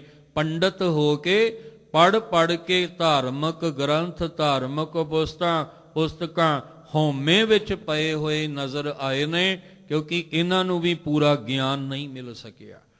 ਕੇਵਲ ਪੜ੍ਹ ਪੜ੍ਹ ਗੱਡੀ ਲੱਦੀਆਂ, ਸਿਰਫ ਪੜ੍ਹਦੇ ਹੀ ਰਹਿ ਗਏ। ਔਰ ਗੱਲ ਸਿਰਫ ਇਹ ਪੰਡਤ ਇਹ ਨਹੀਂ ਵੀ ਇੱਕ ਪੱਖ ਲੈ ਕੇ ਚੱਲੀਏ। ਜਿਹੜੇ ਗੁਰੂ ਗ੍ਰੰਥ ਸਾਹਿਬ ਮਹਾਰਾਜ ਨਾਲ ਆਪਾਂ ਜੁੜੇ ਆ, ਸਾਨੂੰ ਵੀ ਪੰਡਤ ਕਹਿ ਸਕਦੇ ਆ, ਕਿਉਂਕਿ ਉਹਦਾ ਅਰਥ ਹੈ ਗਿਆਨੀ, ਉਹਦਾ ਅਰਥ ਹੈ ਵਿਦਵਾਨ। ਅਸੀਂ ਕੀ ਕਰ ਰਹੇ ਹਾਂ? ਅਸੀਂ ਵੀ ਪੜ੍ਹ ਪੜ੍ਹ ਕੇ ਝਗੜ ਹੀ ਰਹੇ ਹਾਂ, ਆਪਸ ਦੇ ਵਿੱਚ ਲੜ ਹੀ ਰਹੇ ਹਾਂ। ਕਿੰਨੇ ਧੜੇ ਆਪਣ ਬਣਾ ਕੇ ਬੈਠ ਗਏ ਹਾਂ। ਅਸੀਂ ਗੁਰਬਾਣੀ ਦੀ ਵਿਚਾਰ ਨੂੰ ਸਮਝ ਕੇ ਸਮਝਾਉਣਾ ਸੀ, ਰਲ ਮਿਲ ਕੇ ਬੈਠ ਕੇ ਵਿਚਾਰ ਕਰਨੀ ਸੀ, ਪਰ ਅਸੀਂ ਆਪਸ ਵਿੱਚ ਹੀ ਉਲਝ ਕੇ ਰਹਿ ਗਏ। ਆਪਸ ਵਿੱਚ ਹੀ ਵਾਦ ਵਿਵਾਦ ਦੀਆਂ ਗੱਲਾਂ ਕਰ ਰਹੇ ਹਾਂ, ਝਗੜ ਰਹੇ ਹਾਂ, ਤੂੰ ਮੈਂ ਤੋਂ ਬਾਅਦ ਪਤਾ ਨਹੀਂ ਕਿੰਨੇ ਭੈੜੇ ਬੋਲ ਸਾਡੀ ਰਸਨਾ ਤੋਂ ਨਿਕਲ ਆਉਂਦੇ ਆ। ਗੁਰੂ ਸਾਹਿਬ ਕਹਿੰਦੇ ਅਸਲ ਵਿੱਚ ਗਿਆਨ ਤੋਂ ਹੀਣੇ ਭਟਕਣਾ ਵਿੱਚ ਪਏ ਹੋਏ, ਇਹ ਵੀ ਕੁਰਾਏ ਪਏ ਹੋਏ ਨੇ ਜਿਹੜੇ ਪੰਡਤ ਅਖਾਉਂਦੇ ਤੇ ਨੇ, ਪਰ ਵਾਦ ਵਖਾਣੇ, ਗੱਲਾਂ ਝਗੜੇ ਦੀਆਂ ਕਰਦੇ ਨੇ, ਹਉਮੈ ਦੀ ਬੋਲੀ ਬੋਲਦੇ ਨੇ। 184 ਫੇਰ ਪਿਆ। ਸਾਹਿਬ ਕਹਿੰਦੇ ਜਿਹੜਾ ਆਪਣੇ ਆਪ ਨੂੰ ਪੰਡਤ ਅਖਾਉਂਦਾ ਸੀ ਨਾ, ਪੜ੍ਹ ਪੜ੍ਹ ਕੇ ਵਾਦ ਦੀਆਂ ਗੱਲਾਂ ਹੀ ਕਰਦਾ ਰਿਹਾ, ਗਿਆਨ ਤੋਂ ਹੀਣਾ ਭਰਮ ਵਿੱਚ ਭਟਕਣਾ ਵਿੱਚ ਕੁਰਾਏ ਪਿਆ ਰਿਹਾ। ਸਾਹਿਬ ਕਹਿੰਦੇ ਸਿਰਫ ਪੰਡਤ ਅਖਾਉਣਾ ਹੀ ਕਾਫੀ ਨਹੀਂ ਹੈ, ਅੰਦਰ ਉਹਦੇ ਗੁਣ ਵੀ ਹੋਣੇ ਚਾਹੀਦੇ ਆ। ਜਿਵੇਂ ਗੁਰੂ ਤੇਗ ਬਹਾਦਰ ਸਾਹਿਬ ਨੇ ਕਿਹਾ ਕਿ ਕੱਲਾ ਨਾਮ ਨਾਲ ਗਿਆਨੀ ਲਿਖਣ ਨਾਲ ਗਿਆਨ ਨਹੀਂ ਆ ਜਾਂਦਾ, ਕੱਲੇ ਨਾਮ ਦੇ ਨਾਲ ਬ੍ਰਹਮ ਗਿਆਨੀ ਲਿਖਣ ਨਾਲ ਕੋਈ ਬ੍ਰਹਮ ਗਿਆਨੀ ਨਹੀਂ ਬਣ ਜਾਂਦਾ। ਉਹਦੇ ਅੰਦਰ ਉਹ ਗੁਣ ਵੀ ਹੋਣੇ ਚਾਹੀਦੇ ਆ। ਗਿਆਨੀ ਵਿੱਚ ਗੁਣ ਕਿਹੜੇ ਹੋਣੇ ਚਾਹੀਦੇ ਆ? ਭੈ ਕਾਹੂ ਕੋ ਦੇਤ ਨੈ ਭੈ ਮਾਨਤ ਆਨ, ਕਹੋ ਨਾਨਕ ਸੁਨ ਰੇ ਮਨਾ ਗਿਆਨੀ ਤਾਹੇ ਬਖਾਨ। ਤੇ ਬ੍ਰਹਮ ਗਿਆਨੀ ਵਿੱਚ ਗੁਣ ਕਿਹੜੇ ਹੋਣੇ ਚਾਹੀਦੇ ਆ? ਸਾਹਿਬ ਕਹਿੰਦੇ ਮਨ ਸਾਚਾ ਮੁਖ ਸਾਚਾ ਸੋਏ, ਅਵਰ ਨਾ ਪੇਖੈ ਏਕਸ ਬਿਨ ਕੋਏ, ਨਾਨਕ ਇਹ ਲੱਛਣ ਬ੍ਰਹਮ ਗਿਆਨੀ ਹੋਏ। ਕੇਵਲ ਪੰਡਤ ਨਾਮ ਨਾਲ ਲਿਖਣ ਨਾਲ ਕੋਈ ਪੰਡਤ ਥੋੜੀ ਬਣ ਜਾਏਗਾ, ਗਿਆਨੀ ਲਿਖਣ ਨਾਲ ਕੋਈ ਗਿਆਨੀ ਨਹੀਂ ਬਣ ਜਾਣਾ, ਬ੍ਰਹਮ ਗਿਆਨੀ ਲਿਖਣ ਨਾਲ ਕੋਈ ਬ੍ਰਹਮ ਗਿਆਨੀ ਨਹੀਂ ਬਣ ਜਾਣਾ। ਇਸ ਲਈ ਸਾਹਿਬ ਕਹਿੰਦੇ ਜਿਹੜੇ ਪੰਡਤ ਅਖਾਉਂਦੇ ਸਨ, ਮੈਂ ਵੇਖੇ ਨੇ ਗਿਆਨ ਤੋਂ ਬਿਨਾ ਇਹ ਵੀ ਕੁਰਾਏ ਪਏ ਹੋਏ ਭਟਕਦੇ ਨੇ। 184 ਫੇਰ ਪਿਆ। ਇਹਨਾਂ ਲਈ ਵੀ ਫਿਰ 84 ਲੱਖ ਦਾ ਫੇਰ ਪੈ ਗਿਆ, ਗੇੜਾ ਪੈ ਗਿਆ। ਇਹ ਵੀ ਫਿਰ ਇਸ 84 ਲੱਖ ਦੇ ਗੇੜ ਦੇ ਵਿੱਚ ਨੇ, ਕਿਉਂਕਿ ਬਿਨ ਸ਼ਬਦ ਹੈ ਮੁਕਤ ਨਾ ਪਾਵੈ। ਸ਼ਬਦ ਦੇ ਆਸਰੇ ਤੋਂ ਬਿਨਾ, ਗੁਰੂ ਦੇ ਗਿਆਨ ਤੋਂ ਬਿਨਾ ਇਹ ਵੀ ਮੁਕਤ ਜਿਹੜੇ ਨੇ ਉਹ ਨਹੀਂ ਹੋ ਸਕਦੇ ਨੇ। ਜਾਂ ਨਾਉ ਚੇਤੈ, ਜਾ ਦਾ ਅਰਥ ਹੈ ਜਦੋਂ, ਨਾਉ ਚੇਤੈ ਇਹ ਨਾਮ ਨੂੰ ਚੇਤੇ ਕਰਨਗੇ ਤਾਂ ਗਤ ਪਾਏ, ਤਾਂ ਦਾ ਅਰਥ ਹੈ ਤਦੋਂ, ਉਦੋਂ ਇਹਨਾਂ ਦੀ ਗਤੀ ਹੋਣੀ ਹੈ। ਕੇਵਲ ਕੱਲਾ ਪੜ੍ਹਨ ਨਾਲ ਗੱਲ ਨਹੀਂ ਬਣਨੀ। ਸਾਡਾ ਰੋਜ਼ ਦਾ ਜਿਹੜਾ ਨਿਤਨੇਮ ਹੈ ਨਾ, ਰੋਜ਼ ਦਾ, ਇਹ ਕੇਵਲ ਨਿਤਨੇਮ ਨਾ ਰਹਿ ਜਾਏ, ਇਹ ਸਾਡੀ ਆਰਾਧਨਾ ਬਣ ਜਾਏ। ਇਹ ਸਾਡਾ ਨਿਤ ਦਾ ਨੇਮ ਕੱਲਾ ਨੇਮ ਹੀ ਨਾ ਰਹਿ ਜਾਏ। ਨੇਮ ਜੇ ਕੱਲਾ ਨੇਮ ਰਹਿ ਗਿਆ ਫਿਰ ਤੇ ਫਾਰਮੈਲਿਟੀ ਹੋ ਗਈ, ਇਹ ਤੇ ਕੇਵਲ ਇੱਕ ਰਸਮ ਹੈ ਵੀ ਉੱਠ ਕੇ ਨਿਭਾਉਣੀ ਹੀ ਨਿਭਾਉਣੀ ਹੈ, ਕਿਉਂਕਿ ਆਖਿਆ ਵੀ ਇਹ ਨਿਤਨੇਮ ਕਰਨਾ ਹੈ। ਇਹ ਬੜੀ ਵਾਰ ਜ਼ਿਕਰ ਕੀਤਾ, ਇਹਨੂੰ ਅਸੀਂ ਰਸਮੀ ਤੌਰ ਤੇ ਨਾ ਲਈਏ। ਨੇਮ ਨੂੰ ਪ੍ਰੇਮ ਤੱਕ ਲੈ ਕੇ ਜਾਣਾ ਹੈ। ਸਾਰੀ ਉਮਰ ਨੇਮ ਵਿੱਚ ਰਹਿ ਗਏ ਤੇ ਰਸਮ ਹੀ ਨਿਭਾਉਂਦੇ ਰਹਿ ਗਏ, ਅੰਦਰ ਪ੍ਰੇਮ ਬਣਿਆ ਕੋਈ ਨਾ। ਇਸ ਲਈ ਨੇਮ ਨੂੰ ਪ੍ਰੇਮ ਤੱਕ ਦਾ ਸਫ਼ਰ ਹੈ, ਨੇਮ ਤੋਂ ਪ੍ਰੇਮ ਤੱਕ ਦਾ। ਮਹਾਰਾਜ ਜੀ ਕਹਿੰਦੇ ਤੂੰ ਨੇਮ ਆਪਣਾ ਪ੍ਰੇਮ ਤੱਕ ਲੈ ਕੇ ਚੱਲ। ਜਿਸ ਦਿਨ ਤੇਰੇ ਅੰਦਰ ਨੇਮ ਦੇ ਵਿੱਚ ਚੱਲਦੇ ਚੱਲਦੇ ਪ੍ਰੇਮ ਆ ਗਿਆ, ਉਸ ਦਿਨ ਤੇਰਾ 84 ਦਾ ਫੇਰ ਮੁੱਕ ਜਾਏਗਾ। ਤੇ ਜੇ ਤੂੰ ਕੱਲਾ ਨੇਮ ਨਿਭਾ ਕੇ ਹਉਮੈ ਦੀਆਂ ਬੋਲੀਆਂ ਹੀ ਬੋਲਦਾ ਰਹਿ ਗਿਆ ਤੇ ਫਿਰ ਤੇਰਾ ਕਹਿੰਦੇ 84 ਦਾ ਫੇਰ ਨਹੀਂ ਮੁੱਕਣਾ, ਇਹ ਗੇੜਾ ਨਹੀਂ ਤੇਰਾ ਮੁੱਕਣਾ। ਇਸ ਲਈ ਪੰਡਤ ਪੜ ਪੜ ਵਾਦ ਵਖਾਣੇ। ਫਿਰ ਮਹਾਰਾਜ ਕਹਿੰਦੇ 184 ਫੇਰ ਪਿਆ, ਬਿਨ ਸ਼ਬਦੇ ਮੁਕਤ ਨਾ ਪਾਵੇ। ਸ਼ਬਦ ਦੇ ਆਸਰੇ ਤੋਂ ਬਿਨਾ, ਸ਼ਬਦ ਦੇ ਗਿਆਨ ਤੋਂ ਬਿਨਾ ਇਹਨਾਂ ਨੂੰ ਇਹਨਾਂ ਹੰਕਾਰ ਤੋਂ ਵਿਕਾਰ ਤੋਂ ਮੁਕਤੀ ਨਹੀਂ ਮਿਲ ਸਕੇਗੀ। ਜਦੋਂ ਨਾਮ ਚੇਤੇ ਕਰਨਗੇ ਤਾਂ ਇਹਨਾਂ ਦੀ ਗਤੀ ਹੋਏਗੀ, ਪਰ ਨਾਮ ਚੇਤੇ ਕਿਵੇਂ ਕਰਨਗੇ? ਕਹਿੰਦੇ ਜਾਂ ਸਤਿਗੁਰ ਮੇਲ ਮਿਲਾਏ। ਜਦੋਂ ਸੱਚਾ ਗੁਰੂ ਪੂਰਾ ਗਿਆਨ ਦੇ ਕੇ ਇਹਨਾਂ ਨੂੰ ਨਿਰੰਕਾਰ ਨਾਲ ਮਿਲਾਵੇਗਾ। ਅਸੀਂ ਗੁਰੂ ਗ੍ਰੰਥ ਸਾਹਿਬ ਜੀ ਨਾਲ ਜੁੜੇ ਹਾਂ ਤੇ ਗੁਰੂ ਗ੍ਰੰਥ ਸਾਹਿਬ ਜੀ ਸਾਨੂੰ ਕਿਹਦੇ ਨਾਲ ਮਿਲਾਉਂਦੇ ਆ? ਸਾਨੂੰ ਨਿਰੰਕਾਰ ਨਾਲ ਮਿਲਾਉਂਦੇ ਆ। ਨਾਨਕ ਸਤਿਗੁਰ ਤਿਨਾ ਮਿਲਾਇਆ, ਜਿਨ੍ਹਾਂ ਧੁਰੇ ਪਿਆ ਸੰਜੋਗ। ਇੱਥੇ ਆ ਕੇ ਜਿਨ੍ਹਾਂ ਨੇ ਆਖਿਆ ਮਹਾਰਾਜ ਜੀ ਧੁਰ ਤੋਂ ਵਿਛੜੇ ਆ, ਸਾਨੂੰ ਧੁਰ ਨਾਲ ਤੁਸੀਂ ਹੀ ਮਿਲਾ ਸਕਦੇ ਹੋ, ਹੋਰ ਕੋਈ ਦੂਜਾ ਤੀਜਾ ਨਹੀਂ ਮਿਲਾ ਸਕਦਾ। ਫਿਰ ਸਤਿਗੁਰੂ ਨੇ ਮਿਲਾਇਆ ਉਹਨਾਂ ਨੂੰ ਜਿਹੜੇ ਆਏ ਸੀ ਧੁਰ ਨਾਲ ਸੰਜੋਗ ਬਣਾਉਣ। ਉਹੀ ਪਰਮੇਸ਼ਵਰ ਵਿੱਚ ਆ ਕੇ ਇੱਕਮਿਕ ਹੋ ਕੇ ਆਪਣਾ ਗੇੜ ਮੁਕਾਉਣਗੇ 84 ਵਾਲਾ। ਤੇ ਜੇ ਆਪਾਂ ਸਿਰਫ ਬਾਹਰ ਦੇ ਧਨ ਪਦਾਰਥਾਂ ਲਈ ਹੀ ਆਉਂਦੇ ਰਹਿ ਗਏ, ਅਸੀਂ ਇੱਥੇ ਆਖਿਆ ਹੀ ਨਹੀਂ ਮਹਾਰਾਜ ਸਤਿਗੁਰੂ ਜੀ ਸਾਨੂੰ ਧੁਰ ਨਾਲ ਜੋੜ ਦਿਓ, ਅਸੀਂ ਆਖਿਆ ਨਹੀਂ ਬਾਹਰ ਦੇ ਮਾਇਆਵੀ ਪਦਾਰਥਾਂ ਨਾਲ ਜੋੜ ਦਿਓ। ਤੇ ਮਾਇਆਵੀ ਪਦਾਰਥਾਂ ਨਾਲ ਹੀ ਫਿਰ ਜੁੜ, ਜਿਹਦੇ ਨਾਲ ਸੰਯੋਗ ਬਣਾਉਣਾ ਸੀ ਉਹੀ ਕੁਛ ਮਿਲਿਆ। ਸਾਹਿਬ ਕਹਿੰਦੇ ਨਹੀਂ, ਇੱਥੇ ਤੂੰ ਸੰਯੋਗ ਬਣਾਉਣਾ ਪਰਮੇਸ਼ਵਰ ਦੇ ਨਾਲ, ਤੇਰਾ ਅਕਾਲ ਪੁਰਖ ਨਾਲ ਸੰਯੋਗ ਬਣ ਜਾਏ, ਕਿਉਂਕਿ ਵਿਛੜਿਆ ਤੂੰ ਪਰਮੇਸ਼ਵਰ ਤੋਂ ਹੋਇਆ ਹੈ। ਬਹੁਤ ਜਨਮ ਵਿਛਰੇ ਥੇ ਮਾਧੋ, ਇਹ ਜਨਮ ਤੁਮਾਰੇ ਲਿਖੈ, ਕਹਿ ਰਵਿਦਾਸ ਆਸ ਲੱਗ ਜੀਵੋਂ, ਚਿਰ ਭਇਓ ਦਰਸ਼ਨ ਦੇਖੈ। ਸਤਿਗੁਰੂ ਦੇ ਘਰ ਆਉਣ ਦਾ ਮਕਸਦ ਸਾਡਾ ਇਹ ਹੈ ਕਿ ਚਿਰ ਭਇਓ, ਪਤਾ ਹੀ ਨਹੀਂ ਕਿੰਨਾ ਚਿਰ ਹੋ ਗਿਆ। ਹੁਣ ਤੁਸੀਂ ਉਹ ਸੱਚਾ ਗਿਆਨ, ਪੂਰਾ ਗਿਆਨ ਦੇ ਕੇ ਸਾਨੂੰ ਅਧੂਰਿਆਂ ਨੂੰ ਪੂਰਾ ਕਰ ਸਕਦੇ ਹੋ। ਇਸ ਲਈ ਮਹਾਰਾਜ ਕਹਿੰਦੇ ਜਾਂ ਸਤਿਗੁਰ ਮੇਲ ਮਿਲਾਏ। ਜਦੋਂ ਸਤਿਗੁਰੂ ਨੇ ਪੂਰਾ ਗਿਆਨ ਦੇ ਕੇ ਨਾਮ ਚੇਤੇ ਕਰਵਾ ਕੇ ਅੰਦਰ ਆਤਮਿਕ ਅਵਸਥਾ ਨੂੰ ਉੱਚਾ ਕੀਤਾ, ਤੇ ਫਿਰ ਸਤਿਗੁਰੂ ਨੇ ਵਿਛੜਿਆਂ ਹੋਇਆਂ ਨੂੰ ਪਰਮੇਸ਼ਵਰ ਦੇ ਨਾਲ ਮਿਲਾ ਦਿੱਤਾ। ਤੇ ਜਿਨ੍ਹਾਂ ਨੂੰ ਮਿਲਾਇਆ ਉਹਨਾਂ ਦਾ ਫਿਰ 84 ਵਾਲਾ ਫੇਰ ਨਹੀਂ ਪੈਂਦਾ। ਫਿਰ ਬਾਰ-ਬਾਰ ਜੂਨਾਂ ਵਿੱਚ ਭਟਕਣ ਵਾਲਾ ਗੇੜ ਉਹਨਾਂ ਦਾ ਸਦਾ ਲਈ ਮੁੱਕ ਜਾਂਦਾ ਹੈ। ਸਤ ਸੰਗਤ ਮਹਿ ਨਾਮ ਹਰਿ ਉਪਜੈ, ਜਾ ਸਤਿਗੁਰ ਮਿਲੈ ਸੁਪਾਏ।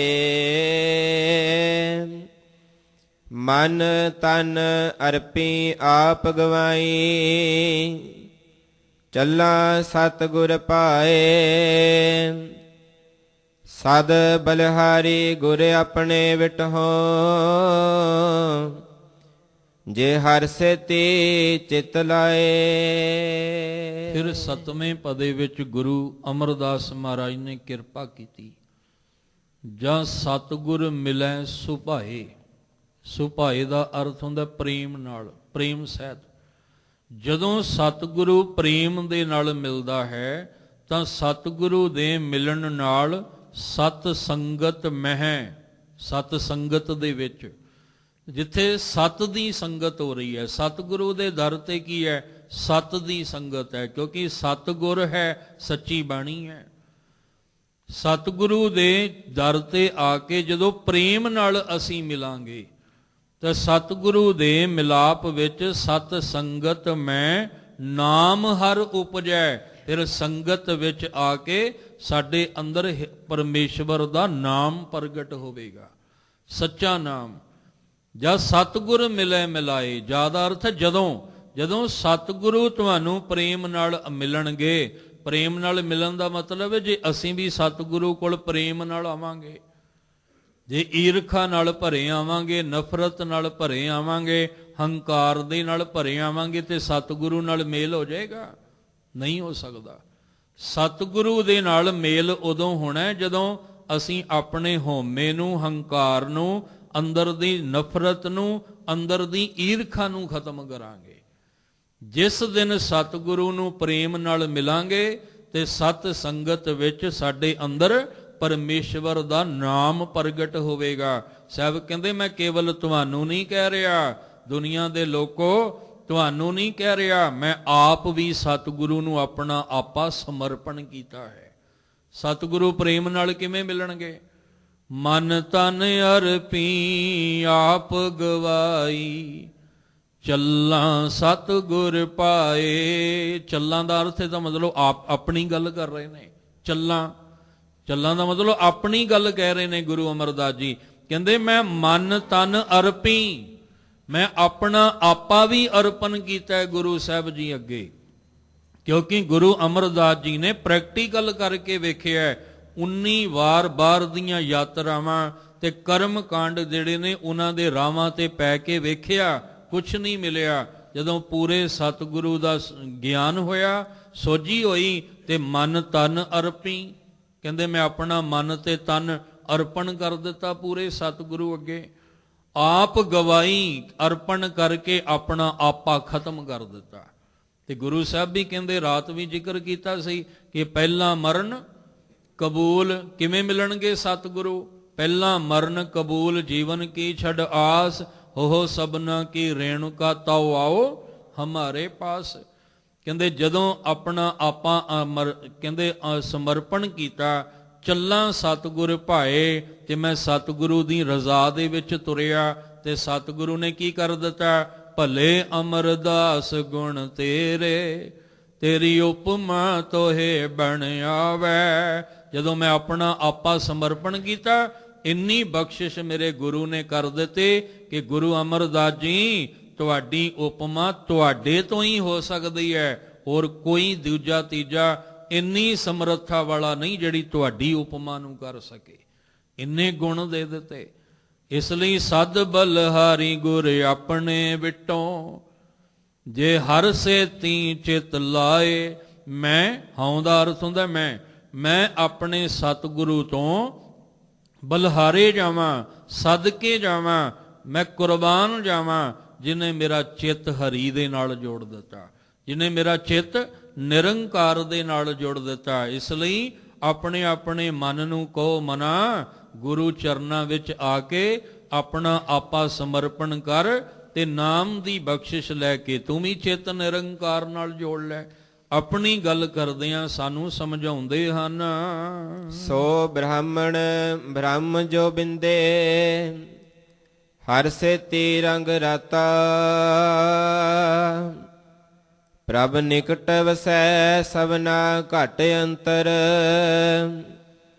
ਗੁਰਮੁਖ ਵਿਰਲੇ ਜਾਤਾ। ਨਾਨਕ ਨਾਮ ਮਿਲੈ ਵਡਿਆਈ, ਗੁਰ ਕੈ ਸ਼ਬਦ ਪਛਾਤਾ।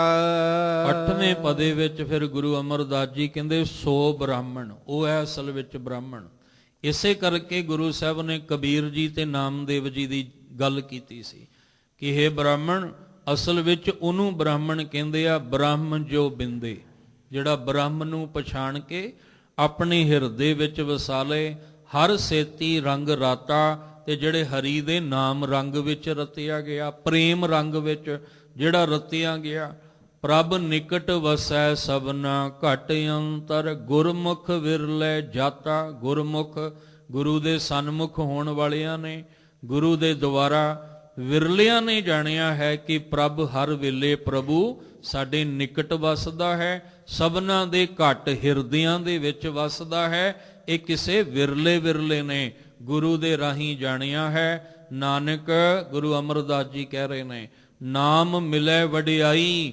ਨਾਮ ਨਾਲ ਜੁੜਨ ਨਾਲ ਬੜੀਆਂ ਵਡਿਆਈਆਂ ਮਿਲਦੀਆਂ ਨੇ, ਬੜੀ ਸ਼ੋਭਾ ਮਿਲਦੀ ਹੈ, ਇੱਜ਼ਤ ਮਿਲਦੀ ਹੈ, ਪਿਆਰ ਮਿਲਦਾ ਹੈ, ਸਤਿਕਾਰ ਮਿਲਦਾ ਹੈ। ਪਰ ਕਿਵੇਂ?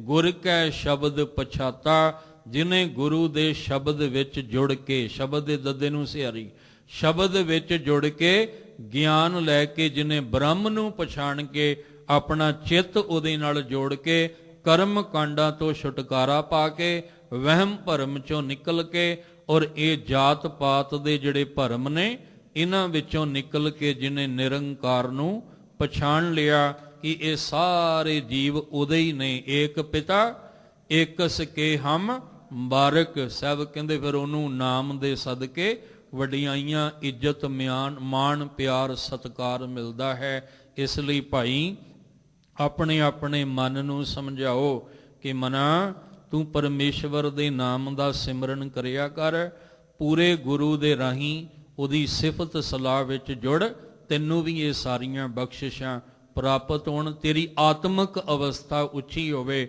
ਤੇ ਤੇਰੀ ਵੀ ਗਤੀ ਹੋ ਸਕੇ। ਆਪਣੇ ਆਪਣੇ ਮਨ ਨੂੰ ਅਸੀਂ ਇਹ ਹੋਕਾ ਦੇਣਾ, ਜਿਹੜਾ ਇਹ ਸ਼ਬਦ ਵਿੱਚ ਰਹਾਉ ਵਾਲੀ ਪੰਕਤੀ ਗੁਰੂ ਅਮਰਦਾਸ ਪਾਤਸ਼ਾਹ ਨੇ ਬਖਸ਼ੀ ਹੈ, ਉਹਨੂੰ ਆਪਾਂ ਰਲ ਮਿਲ ਕੇ ਗਾ ਕੇ ਮਨ ਨੂੰ ਸਮਝਾਉਣਾ ਹੈ। ਨਾਮ ਜਪੋ ਸੁਖ ਹੋਏ ਮਨ ਰੇ, ਨਾਮ ਜਪੋ ਸੁਖ ਹੋਏ, ਨਾਮ ਜਪੋ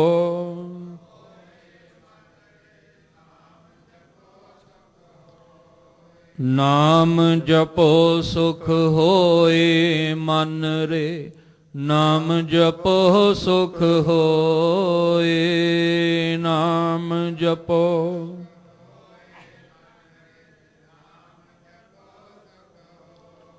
ਗੁਰਪੂਰਾ ਸਲਾਹੀਐ, ਗੁਰਪੂਰਾ ਸਲਾਹੀਐ,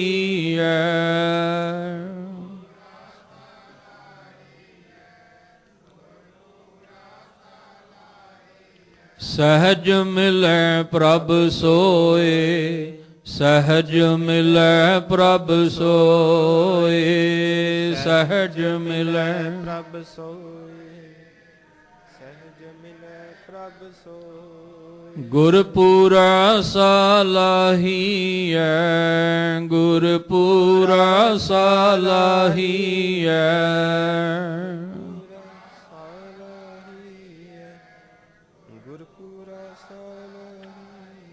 ਸਹਿਜ ਮਿਲੈ ਪ੍ਰਭ ਸੋਏ, ਸਹਿਜ ਮਿਲੈ ਪ੍ਰਭ ਸੋਏ, ਸਹਿਜ ਮਿਲੈ ਪ੍ਰਭ ਸੋਏ। ਨਾਮ ਜਪੋ ਸੁਖ ਹੋਏ ਮਨ ਰੇ, ਨਾਮ ਜਪੋ ਸੁਖ ਹੋਏ, ਨਾਮ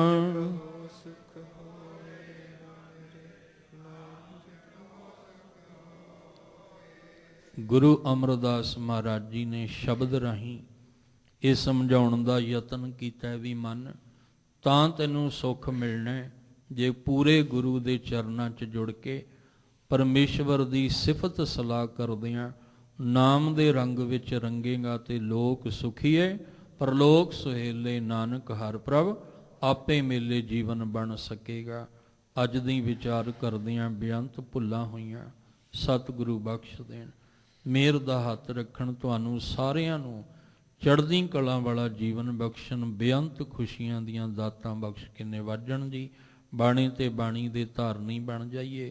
ਗੁਰੂ ਸਾਹਿਬ ਜੀ ਦੇ ਪਾਵਨ ਬਚਨ ਆਪਣੇ ਹਿਰਦੇ ਦੇ ਅੰਦਰ ਵਸਾ ਲਈਏ ਜੀ। ਸੋ ਬ੍ਰਾਹਮਣ ਬ੍ਰਹਮ ਜੋ ਬਿੰਦੇ, ਹਰ ਸੇਤੀ ਰੰਗ ਰਾਤਾ। ਪ੍ਰਭ ਨਿਕਟ ਵਸੈ ਸਭਨਾ ਘਟ ਅੰਤਰ, ਗੁਰਮੁਖ ਵਿਰਲੇ ਜਾਤਾ।